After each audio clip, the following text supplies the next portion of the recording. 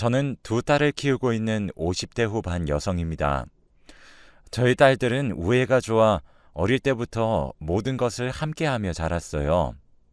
태권도 학원이며 미술 학원이며 언니가 가는 곳마다 늘 동생이 따라다녔죠. 둘의 사이가 얼마나 끔찍하게도 좋았는지 주위에서도 인정할 정도로 좋았답니다. 취향도 성격도 비슷한 줄 알았던 두 딸이 달라지기 시작한 때는 아이들의 사춘기쯤이었던 것 같아요. 연년생이었던 두 딸의 성격이 확고하게 달라졌거든요. 둘 다 비슷한 가수를 좋아하고 비슷한 옷을 입고 다녀서 그랬는진 몰라도 항상 모든 일을 공유했던 지난 날들과는 달리 두 딸아이가 대면대면해지더라고요. 저는 그래도 그렇게 우애가 좋았던 딸들이 한순간에 틀어질 거란 생각은 못했습니다. 전업으로 살림만 하던 제가 둘째 딸의 중학교 입학 후에 조금이라도 살림에 보탬이 되고자 근처 마트에서 일을 시작하면서 더욱 골이 깊어졌더라고요. 아무래도 집에서 둘이 싸움이라도 붙으면 말릴 사람이 없었기 때문이겠죠. 저는 그 사실을 꿈에도 몰랐습니다. 동네 사람들도 전부 사이가 좋았던 자매로만 기억하고 있었으니까요. 서로 공부 경쟁도 하면서 네가 1등이니 내가 1등이니 하던 시절은 진작에 끝이 났습니다. 첫째 딸아이는 학교에서 알아주는 비행 청소년이 되어 있었고 둘째 딸아이는 그런 언니를 무척이나 피하기 시작했죠. 나중에 알았지만 첫째가 같은 학교를 다니는 둘째를 그렇게 괴롭혔다고 하네요. 둘째 아이의 교과서를 숨긴다거나 체육복을 쓰레기통에 버린다던가 하는 일은 아주 작은 일도 되지 않는다고 했죠. 언니의 친구들이 무서웠던 둘째 딸의 반 친구들은 어느 날부터 둘째 딸을 피해 다니기 시작했다고 합니다. 자연스럽게 반에서 왕따가 되고 말았던 것이죠. 조금만 참으면 언니가 고등학교에 진학을 하니 둘째는 그 시기만 잘 버티면 된다고 생각해서 저나 남편에게 말도 하지 않았대요. 일찌감치 말했더라면 많은 상황이 달라졌을 거라는 생각도 드네요. 동생이 본인을 피해 다니고 우리에게 말을 하지 못하고 있다는 사실을 알자 첫째는 동생에게 더 못되게 굴었다고 합니다. 걸핏하면 교실에 찾아가 시비를 걸고 그걸 지켜보던 첫째의 친구들까지도 둘째를 괴롭혔다고 하니 얼마나 학교 다니기가 싫었을까요? 그럼에도 둘째는 학업을 놓치지 않고 열심히 했습니다. 시험을 쳐서 성적을 잘 받아서 저희에게 칭찬을 듣게 되는 날에는 첫째의 괴롭힘이 훨씬 심해졌다고 하더군요. 공부한다고 필기해 놓은 공책을 찢어 놓는 것도 동생의 옷이나 화장품을 훔쳐가는 것 등의 일이 매일 반복되었다고 합니다. 전 착한 첫째 딸의 가면에 속아 아무것도 몰랐습니다. 첫째 딸이 고등학교에 입학하고 얼마 지나지 않아 사건이 한 번 터졌어요. 경찰서에서 연락이 한 통 오더군요. 마트에서 일을 하다 연락을 받고 부랴부랴 동네 파출소로 갔더니 첫째 딸아이가 다리를 꼰 채로 팔짱을 끼고 앉아 껌을 씹고 있더라고요. 무슨 일인가 하니 글쎄 첫째 아이가 편의점에서 물건을 훔쳤다고 하지 뭡니까? 딸아이에게 어서 말해보라 했더니 이제 와서 무슨 부모 행세냐면서 집에나 가라고 하더군요. 알아서 하겠다면서요.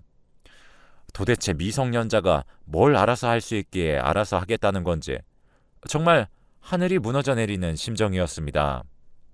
무슨 물건을 훔쳤냐 했더니 편의점 주인이 생필품을 몇 개 훔쳤다고 하는데 그날 처음으로 집으로 와서 첫째 딸에게 손찌검을 했습니다. 저에게 처음으로 뺨을 맞은 딸은 이딴 집구석에서 살기 싫다며 집을 나가겠다고 했고 남편은 아이에게 언성을 높이며 이제 겨우 고등학생인 주제에 네가 가서 뭘 할 수 있겠느냐 윽박을 질렀어요.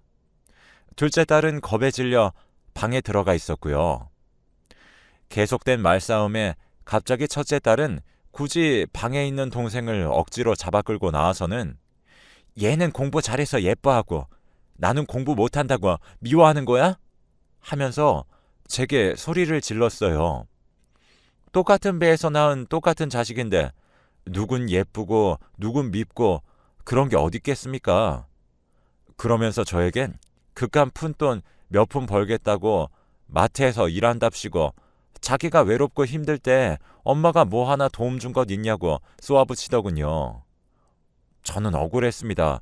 아이들이 중학생이면 혼자 등하교도 가능하고 아이들이 원하는 공부를 시켜주려면 남편의 벌이로는 조금 모자랐기 때문에 아이들을 생각해서 마트에 돈을 벌러 나갔던 거였어요. 누구를 위해 손이 부르트게 고생했는데 고작 하는 말이 저런 말들 뿐이라니 억장이 무너지더군요.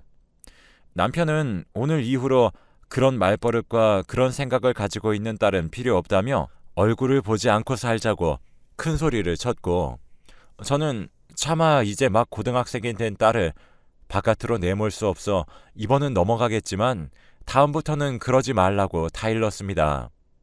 하지만 그 뒤로도 제 첫째 딸은 변하지 않았습니다. 고등학교 졸업도 출석 일수가 모자라 간신히 졸업했죠.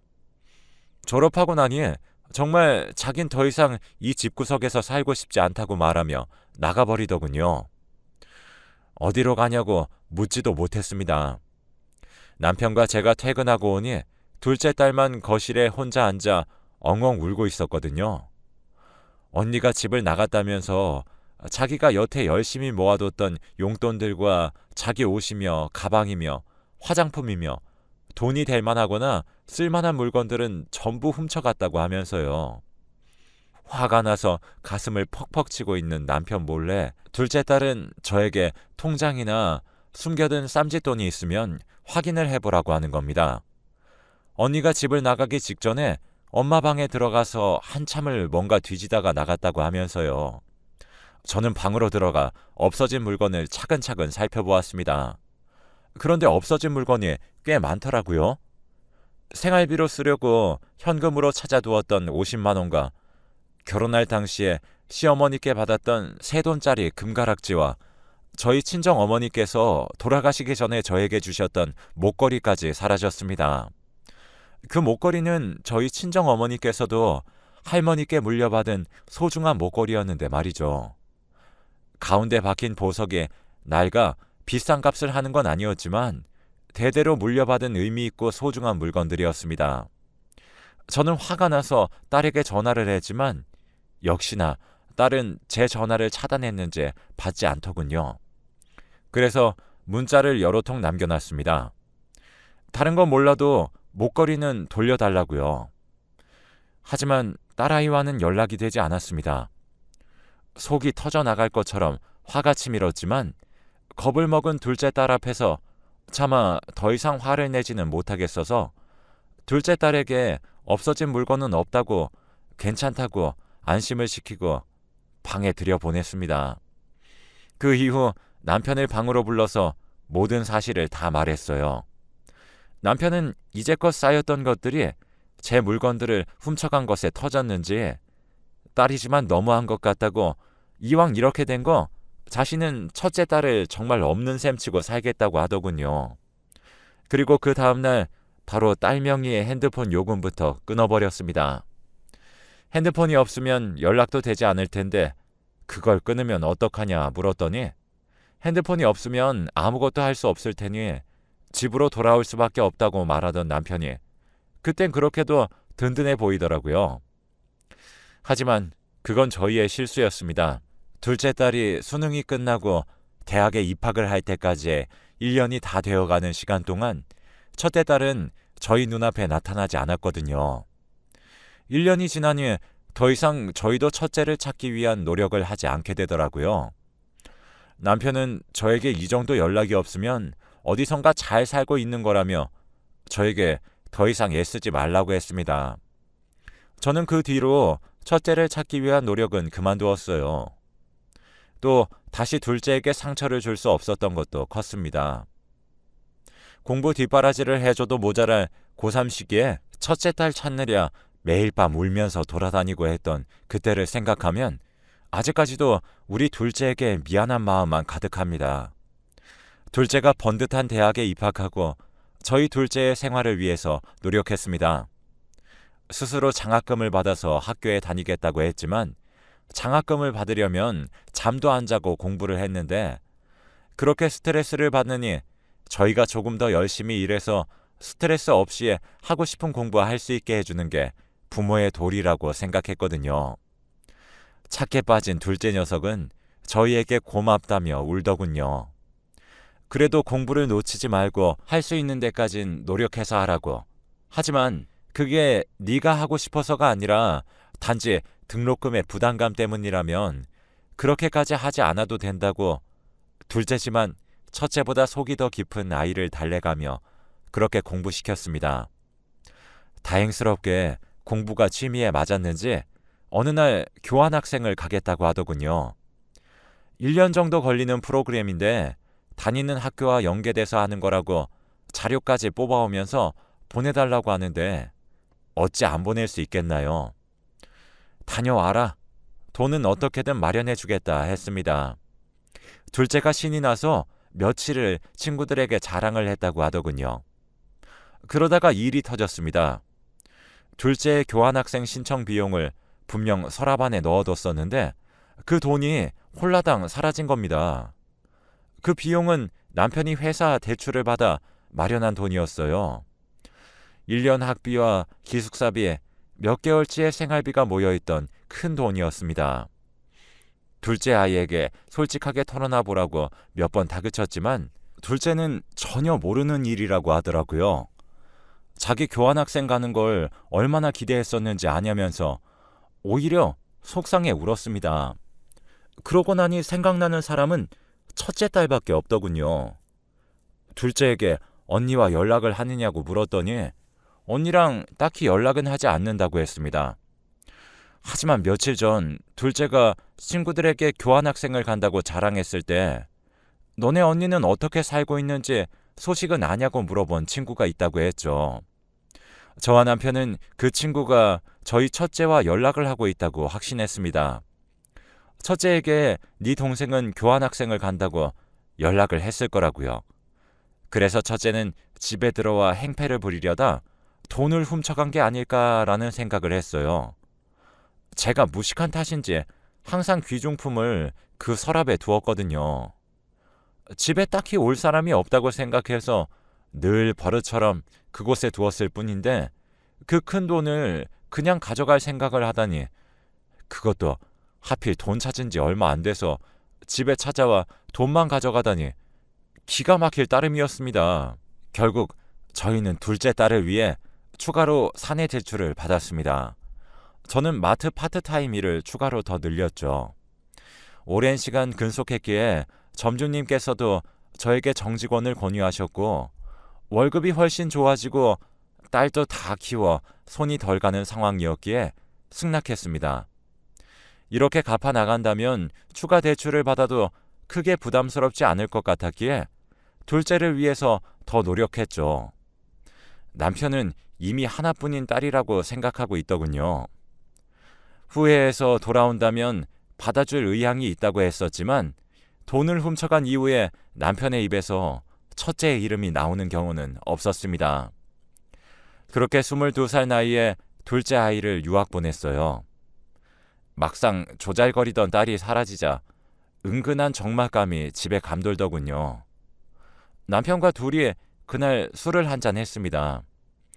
그래도 우리 잘 살았다 서로를 다독이면서요. 비록 첫째 딸이 어떻게 살고 있는지 모르지만 그 돈 가져가서 조금이라도 등 따시게 배부르게 살면 그걸로도 우리 아이를 위한 도리를 하고 있는 게 아니냐 스스로를 위로했어요. 1년 뒤 공부를 끝마치고 온 둘째 딸의 얼굴에는 밝은 기운이 가득했습니다. 누구보다 더 당당해 보이는 모습에 비록 1년이었지만 얼마나 자랑스럽던지요. 대학을 졸업하면 외국에 나가 살고 싶다고 노래를 부르는 둘째를 보면서 조금 걱정도 되긴 했지만 어련히 알아서 잘하겠지 싶어 냅뒀습니다. 둘째는 학교를 졸업 후 그동안 받았던 학자금 대출을 비롯해서 교환학생 생활을 하며 썼던 돈들을 같이 갚아 나가겠다고 했습니다.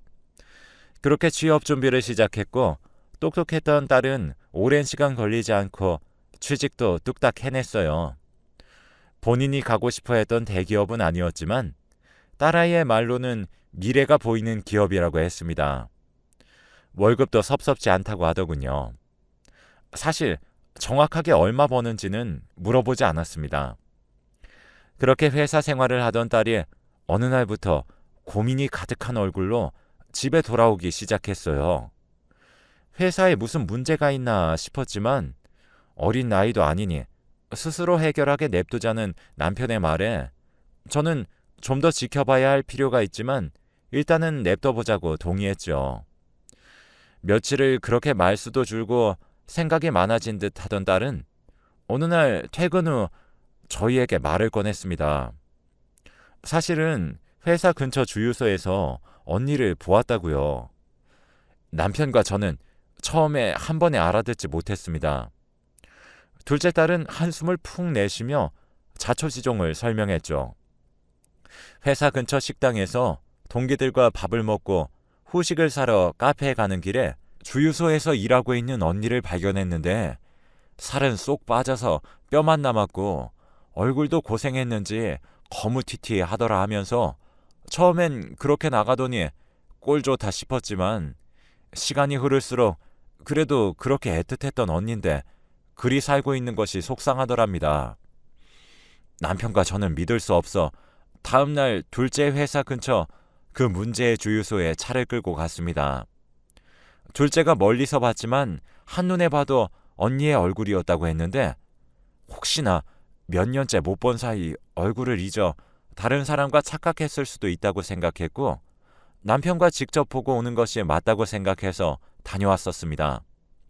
그런데 첫째 딸은 정말 충격적인 모습이었어요. 손끝이 시커멓게 변할 정도로 말라 비틀어진 첫째 딸을 본 그 충격은 아마 평생이 가도 잊지 못할 것 같습니다. 남편도 그 모습이 보기 힘들었는지 고개를 틀더라고요. 딸은 주유를 하러 온 저희를 보곤 고개를 떨구었고요. 그때 뒤에서 웬 덩치 큰 남자 하나가 딸아이에게 소리를 지르며 일 똑바로 안 하냐고 삿대질을 하는 겁니다. 남편이 화가 나서 그 덩치 큰 남자에게 내 딸에게 왜 소리를 지르냐? 당신이 여기 사장이냐? 하며 화를 내었어요. 그 덩치는 당신 딸이 나에게 진 빚이 얼마인 줄 아느냐? 그 돈 대신 갚아줄 것 아니면 가라면서 딸에게 내 돈을 다 갚기 전엔 어디도 못 간다고 으름장을 놓았습니다. 저는 울면서 그 남자에게 내 딸이 진 빚이 얼마길래 이렇게 피죽도 못 얻어먹은 얼굴로 일을 하고 있어야 하냐면서 도대체 월급이 나오고 있는 거냐고 물었습니다. 남자는 남은 빚이 아직도 7천만 원이나 된다면서 다 갚기 전엔 당연히 월급도 뭐고 없다고 했어요. 딸은 그 빚을 갚기 위해 땡전 한 푼 받지도 못하고 일을 하고 있었던 겁니다. 더 속상한 건 그 빚이 딸아이가 진 빚이 아닌 딸아이가 전에 만나던 남자가 졌던 빚이라고 했죠. 게다가 산 넘어 산이라고 딸아이에게 아이가 하나 있었습니다. 미혼모로 되어 있다고 하더군요. 남자가 빚만 남기고 도망갔대요. 혼인신고도 못하고 배는 점점 불러오고 남편은 없고 어쩔 수 없이 집으로 돌아가려고 했는데 그때 하필 집에 아무도 없었고 서랍 안에 큰 돈이 보여 돈만 들고 도망쳤다고 합니다. 그러면서도 저희를 원망하더군요. 엄마 아빠가 더 자기를 채찍질해서 가둬놨으면 이런 일 없었다고요. 기가 막혔지만 첫째 딸의 정서가 불안해 보여 잔소리도 못하고 집으로 데려왔습니다. 둘째 딸이 출퇴근하는 것을 보면서 며칠 조용하더니 다시 시비를 거는 첫째 딸에게 도대체 왜 동생을 못 잡아먹어 안달이냐고 물었더니 반 나눠서 자기와 함께 누리고 살아야 하는 것을 오롯이 동생에게 지원해 준 것을 생각하니 우라가 치밀어 오른대요. 그러면서 동생에게 지원했던 돈만큼 자기도 달라고 하더군요. 할 말을 잃은 상태에서 남편이 첫째 딸에게 네가 훔쳐갔던 동생의 교환학생비 말고 더 지원해 준 건 용돈 몇 푼이 끝이다 라고 말하자 첫째가 그 용돈 몇 푼이라도 달라 안 그러면 화가 나서 못 견디겠다 갓난쟁이 키우면서 아둥바둥 사는 게 얼마나 힘들었는 줄 아냐며 소리를 치더군요. 애 아빠가 다음날 현금 3천만 원을 들고 집에 들어왔습니다. 저에겐 어디서 났는지 묻지 말라고 하더군요. 눈치껏 혹시라도 돌아올지 모를 첫째 딸을 위해 아껴두었던 결혼 자금일 거라 생각했죠. 저에겐 없어도 될 첫째 딸이라고 했지만 어디 그게 그리 쉽나요? 남편은 첫째에게 돈 3천만 원을 던져주며 더 이상 보지 말자고, 이게 내가 너를 위해 줄 수 있는 마지막 돈이고 네 동생도 3천만 원을 가져본 적이 없다고, 20대 후반을 달려가면서도 모은 돈 하나 없이 애만 덜컥 낳아와 부모의 권리, 자식의 권리를 운운하며 따져 묻지 말고 서로 없던 사람인 척, 모르는 사람인 척 그렇게 살자고 했습니다. 첫째 딸은 3천만 원을 덜썩 집어 주머니에 넣더니 집에선 왜 나가야 하느냐 묻더군요. 남편은 첫째에게 그 돈 이상은 못 준다, 가족들에게 항상 불만인 너와 얼굴 마주치며 살고 싶지 않다며 딸아이와 손주를 모질게 내쳤습니다. 집에서 쫓겨난 딸아이는 문 앞에서 한참 소리를 질렀지만 포기하고 돌아선 것 같더군요. 남편은 퇴근하고 온 둘째에게도 저에게도 신신당부를 했습니다. 2번 다신 받아주지 말라고, 더 이상 고통도 받지 말고 신경도 쓰지 말자고, 저 정신머리로는 아무것도 할 수 없는 식충이만 된다고요. 이 정도 해줬으면 가족으로서 최선을 다한 것이라고 말을 하더군요. 저는 그 말에 어느 정도 동의를 했습니다. 다만 둘째 딸만 그 생각에 동의를 하지 못하는 것 같네요. 암만 그래도 언니가 어딜 오가지도 못하고 빚만 가득한데 거기에 갓난아기까지 데리고 돈 3천만 원으로 어디 가서 살 수 있겠냐고, 어느 정도 자립할 수 있는 상황까지는 집에 있게 했어야 하는 것 아니냐고요. 남편은 딸에게 네 언니는 할머니의 유품까지 들고 날랐다, 그 유품의 존재까지 따져 묻지 않고 곱게 보내준 것으로도 감사하게 생각해야 된다고 했습니다. 둘째는 그 목걸이를 훔쳐갔던 사실까진 몰랐었던지라 많이 충격받은 모양입니다. 제가 정말 모질게 저의 첫째 아이를 다시 받아주지 않고 이대로 인연을 끊고 사는 것이 맞을까요? 걱정은 됩니다만 그 아이와 다시 부딪히며 살 자신은 없네요. 제 사연은 여기까지입니다. 들어주셔서 감사합니다.